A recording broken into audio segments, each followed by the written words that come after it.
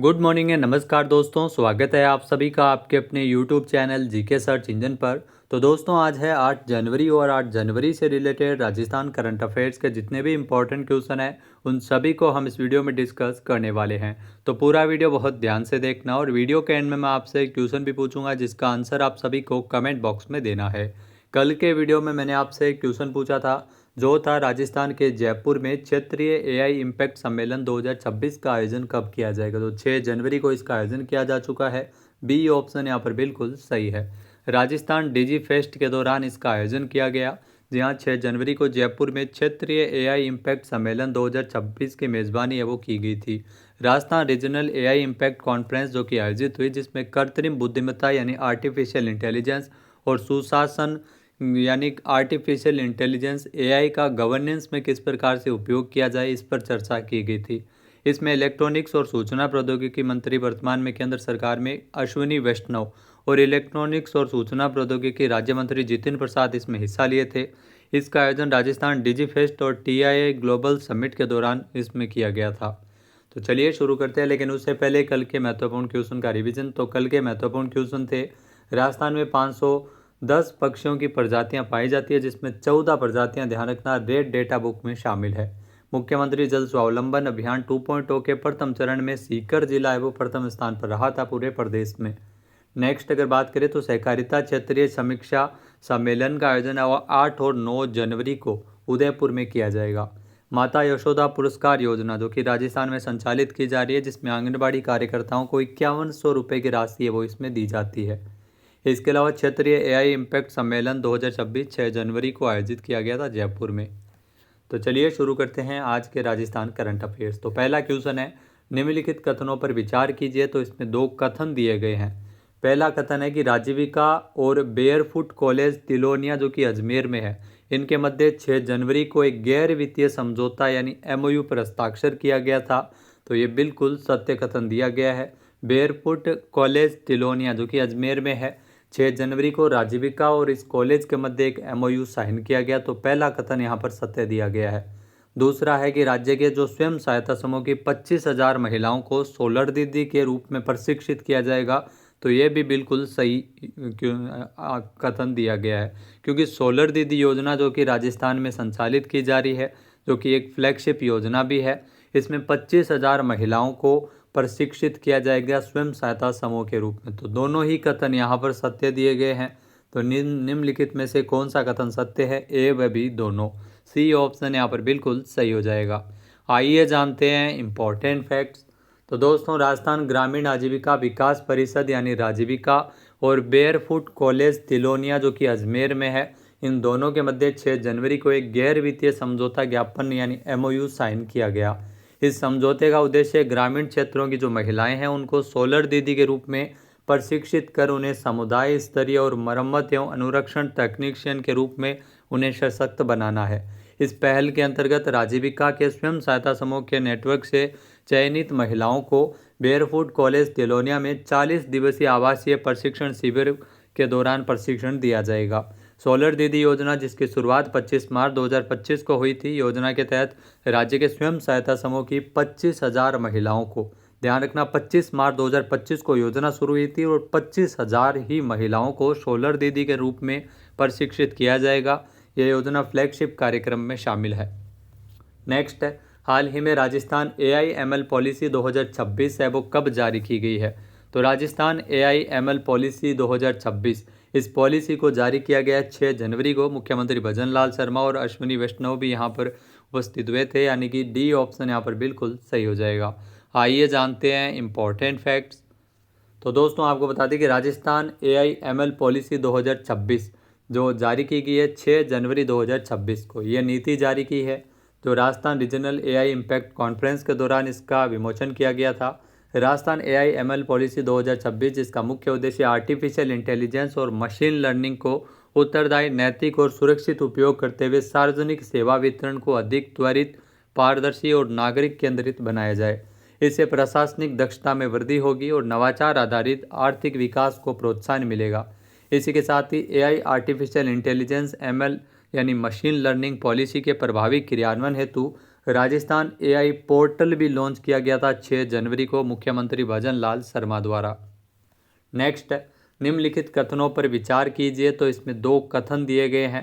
पहला कथन है कि राजस्थान में पीएम कुसुम योजना के तहत मार्च 2027 तक 3000 मेगावाट सौर ऊर्जा क्षमता विकसित करने का लक्ष्य है, जो गलत कथन दिया गया है, क्योंकि मार्च 2027 नहीं है, ये मार्च 2026 तक का लक्ष्य है कि 3000 मेगावाट सौर ऊर्जा क्षमता विकसित की जाए पीएम कुसुम योजना के तहत। तो पहला ही कथन यहाँ पर गलत दिया गया है।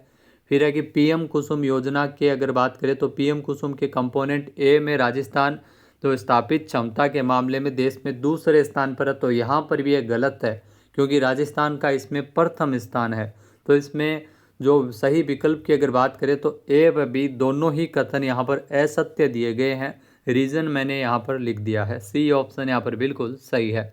आइए जानते हैं इम्पोर्टेंट फैक्ट्स। तो राजस्थान में पीएम कुसुम योजना के तहत मार्च 2026 तक 3000 मेगावाट क्षमता की परियोजनाएं विकसित करने का लक्ष्य रखा गया है। राजस्थान की जो उपलब्धि है वो पीएम कुसुम योजना के कंपोनेंट ए में राजस्थान है, वो सर्वाधिक क्षमता स्थापित कर देश में प्रथम स्थान पर है, और कंपोनेंट सी में राजस्थान का तीसरा स्थान है। निवेश की अगर बात करें तो राजस्थान के सौर ऊर्जा क्षेत्र में लगभग 40,000 करोड़ रुपए का निवेश होने जा रहा है। प्रदेश में अब तक 1.75 लाख किसानों को दिन में बिजली उपलब्ध करवाई जा रही है। नेक्स्ट, उदयपुर में राजस्थान इंडस्ट्रियल ट्रेड एक्सपो राइटेक्स 2026 का आयोजन है वो कब किया जाएगा। तो उदयपुर में राजस्थान इंडस्ट्रियल ट्रेड एक्सपो जो कि आयोजित होगा 20 से लेकर 22 मार्च तक। ये डेट भी आपके लिए काफ़ी अहम है, एग्जाम में ज़रूर आपसे पूछी जा सकती है। आइए जानते हैं इम्पोर्टेंट फैक्ट्स। तो दोस्तों, राजस्थान के जो औद्योगिक और व्यापारिक परिदृश्य में एक नया अध्याय जुड़ने जा रहा है।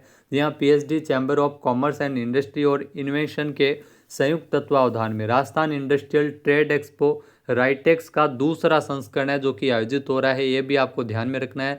जो सेकेंड संस्करण इसका आयोजन किया जाएगा 20 से लेकर 22 मार्च 2026 तक बीएन कॉलेज ग्राउंड उदयपुर में इसका आयोजन होगा। एक्सपो में देश भर से 200 से अधिक प्रदर्शक हिस्सा लेंगे और करीब 30,000 आगंतुकों के आने की उम्मीद है। राइटेक्स 2026 जयपुर को अंतर्राज्यीय औद्योगिक नेटवर्किंग केंद्र के रूप में स्थापित करने की दिशा में एक महत्वपूर्ण कदम है। नेक्स्ट, हाल ही में किसके साथ 6 जनवरी को centre for innovation in public policy की लीडरशिप में कंपनियों के एक कंसोर्टियम के साथ एक एमओयू किया गया है। जी हाँ दोस्तों, ये एमओयू RSLDC के साथ हुआ है। ए ऑप्शन यहाँ पर बिल्कुल सही हो जाएगा। आइए जानते हैं इम्पोर्टेंट फैक्ट्स। तो Rajasthan skill and livelihoods development corporation RSLDC ने 6 जनवरी को centre for innovation in public policy CIPP की लीडरशिप में कंपनियों के कंसोर्टियम के साथ एमओयू किया है। इसके तहत प्रदेश के 3.5 लाख युवाओं को नौकरी दी जाएगी। इस कंसोर्टियम में implementation partner generation India foundation, held high foundation और सौर सॉल्यूशन प्राइवेट लिमिटेड इसमें शामिल है। राजस्थान के युवाओं को आर्थिक रूप से सशक्त बनाना और राज्य की अर्थव्यवस्था को मजबूत करना, जो कि मुख्यमंत्री भजन लाल शर्मा के 2030 तक के 350 बिलियन की जो अर्थव्यवस्था का लक्ष्य के अनुरूप है। नेक्स्ट, राजस्थान में राष्ट्रीय AI साक्षरता कार्यक्रम की शुरुआत है वो कब की गई है। तो राजस्थान में राष्ट्रीय AI साक्षरता कार्यक्रम जिसकी शुरुआत है वो 6 जनवरी 2026 को की गई है। डी ऑप्शन यहाँ पर बिल्कुल सही हो जाएगा। यहाँ दोस्तों 6 जनवरी को राजस्थान में राष्ट्रीय AI साक्षरता कार्यक्रम की शुरुआत की गई थी अश्विनी वैष्णव के द्वारा, जो कि रेल मंत्री है। आइए जानते हैं इम्पोर्टेंट फैक्ट्स। तो राजस्थान में राष्ट्रीय AI साक्षरता कार्यक्रम 6 जनवरी 2026 को इसकी शुरुआत की गई थी। मुख्यमंत्री भजन लाल शर्मा भी उपस्थित थे वहां पर, और अश्विनी वैष्णव भी। तो Rajasthan regional AI impact conference 2026 के दौरान संबोधित भी किया था। मुख्य उद्देश्य आमजन को AI साक्षर बनाने और तकनीक कौशल से लैस करना है। युवा AI फॉर ऑल इस कार्यक्रम का पहला चरण है, जिसमें 4 घंटे के कोर्स के तहत AI को सरल और व्यवहारिक रूप में समझाया जाएगा तथा क्रिएटिविटी, प्लानिंग सहित जीवन के विभिन्न क्षेत्रों में इसके जिम्मेदारीपूर्ण उपयोग के बारे में चर्चा, इसमें जानकारी दी जाएगी। तो इसका मुख्य उद्देश्य इस कार्यक्रम का कि AI का यूज है वो जिम्मेदारी के साथ किस प्रकार से किया जाए, किस प्रकार से इसका उपयोग है वो व्यवहारिक तौर पर इसका काम में लिया जाए। तो इसको लेकर ये प्रशिक्षण कोर्स रहेगा 4 घंटे का।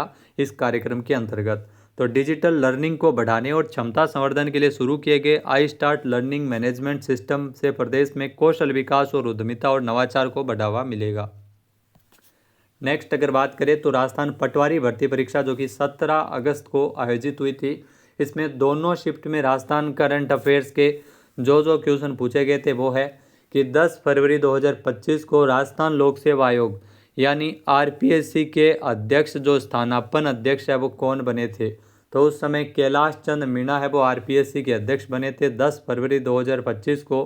वर्तमान में अगर बात करें तो उत्कल रंजन साहू, जहाँ उत्कल रंजन साहू यूआर साहू वर्तमान में आरपीएससी के अध्यक्ष है। राजस्थान लोक सेवा आयोग के वर्तमान में अध्यक्ष है उत्कल रंजन साहू। तो ये आपको ध्यान में रखना है, ये क्वेश्चन है वो पूछा गया था। इसके अलावा राजस्थान की जो भारत पाकिस्तान सीमा पर किस बल के द्वारा ऑपरेशन सर्द हवा चलाया गया था। तो सीमा सुरक्षा बल बीएसएफ ने 22 से लेकर 29 जनवरी तक ऑपरेशन सर्द हवा का संचालन किया था। सीमा पर घुसपैठ को रोकने के लिए ऑपरेशन सर्द हवा, क्योंकि 26 जनवरी के आसपास ऑपरेशन सर्द हवा चलाया जाता है, तो उस समय चलाया गया था भारत पाकिस्तान की सीमा पर बीएसएफ के द्वारा। नेक्स्ट जो क्वेश्चन पूछा गया था, राजस्थान उच्च न्यायालय के वर्तमान में मुख्य न्यायाधीश कौन है जून 2025 के अनुसार। इस प्रकार की डेट दे के एग्जाम में पूछा जाता है, जो पदाधिकारी से संबंधित क्वेश्चन है। तो उस समय मनिंदर मोहन श्रीवास्तव थे, उसके बाद में केआर श्रीराम बने और ये भी सेवानिवृत्त हो गए हैं। और संजीव प्रकाश वर्तमान में यहाँ पर देख सकते हैं, मुझे ये यहाँ पर लिखना था संजीव प्रकाश, तो ये आपको ध्यान में रखना है। वर्तमान में कार्यवाहक मुख्य न्यायाधीश है राजस्थान हाईकोर्ट के संजीव प्रकाश। केआर श्रीराम भी सेवानिवृत्त हो चुके हैं।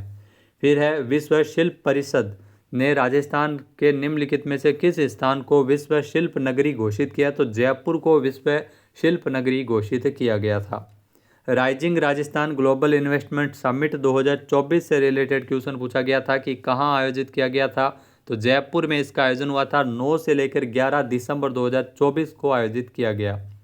नेक्स्ट जो क्वेश्चन पूछा गया था, राजस्थान सरकार के द्वारा किस दिन को प्रवासी राजस्थानी दिवस घोषित किया गया। तो ये सदाबहार क्वेश्चन है, आपको आने वाले एग्जाम में भी जरूर देखने को मिल जाएगा।